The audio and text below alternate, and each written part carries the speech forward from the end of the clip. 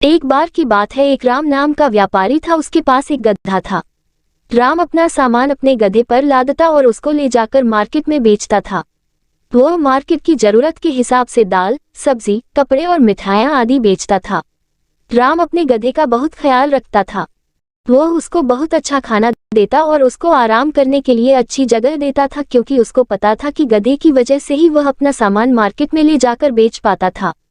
लेकिन गधे को काम करना बिल्कुल भी पसंद नहीं था। वह आलसी था। वो जितना हो सके काम से बचता ही था। वो तो बस खाना और आराम करना चाहता था। एक दिन जब राम अपने गधे पर दाल चावल की बोरियां मार्केट जाने के लिए लाद चुका था, तो गधा आगे बढ़ने के लिए बिल्कुल तैयार नहीं हुआ। ऐसे में राम ने उसको एक छड़ी से मारा, जिसके कारण गधे को चलना ही पड़ा।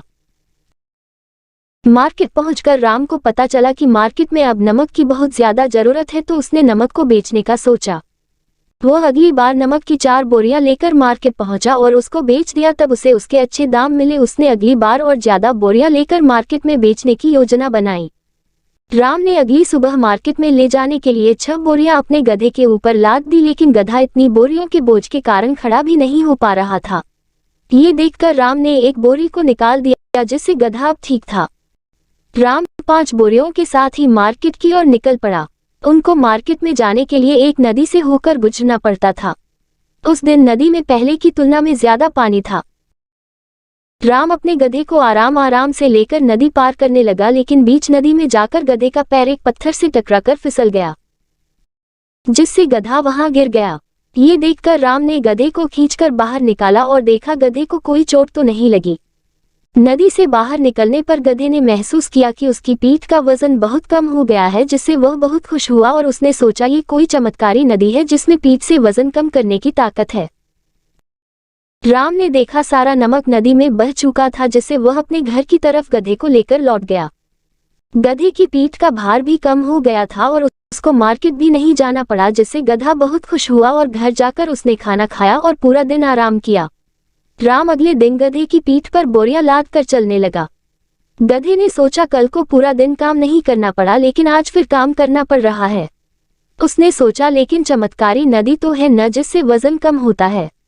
जैसे ही राम और उसका गधा नदी पार करने लगे, तब गधा फिर बीच नदी में जाकर बैठ गया। राम इससे बड़ा हैरान हुआ और अपने गधे को खींचकर बाहर निकाला। अब फिर सारा नमक पानी में बह चुका था। राम को पता चल चुका था गधा अब ये जानबूझकर कर रहा है। वह इसके बाद घर को लौट गए। गधा फिर बहुत खुश हुआ, क्योंकि उसको उस दिन भी कोई काम नहीं करना पड़ा। अगले दिन राम ने एक तरकीब सोची और वह गधे पर बोरियां लादने लगा। गधे को थोड़ा भारी तो महसूस हुआ, लेकिन उसने सोचा चमत्कारी नदी तो है न, जिससे वह सीधा चल पड़ा। जब राम और उसका गधा दोनों नदी पार करने लगे, गधा फिर अपनी पीठ का भार कम करने के लिए बीच नदी में जाकर बैठ गया। थोड़ी देर के बाद वह जैसे ही खड़ा हुआ तो उसकी पीठ बहुत दर्द करने लगी, क्योंकि पीठ का भार बहुत बढ़ चुका था, क्योंकि राम ने अब की बार नमक की जगह कपास बोरी में डाला था। गधे के पानी में बैठने पर कपास ने सारा पानी सोख लिया और भारी हो गई। गधा इससे बहुत परेशान हुआ और गधे को इस बंधे हुए भार को लेकर अब मार्केट भी जाना पड़ा। अब गधे को सबक मिल चुका था। इसके बाद कभी भी गधे ने नदी में बैठने की हरकत नहीं की। इस कहानी से हमें ये शिक्षा मिलती है कि हमें कभी भी आलस्य नहीं करना चाहिए, क्योंकि आलस्य करने का हमेशा नतीजा बुरा ही होता है। कि कहानियाँ कैसी लगी हमें कमेंट करके बताएं। चैनल को सब्सक्राइब करें।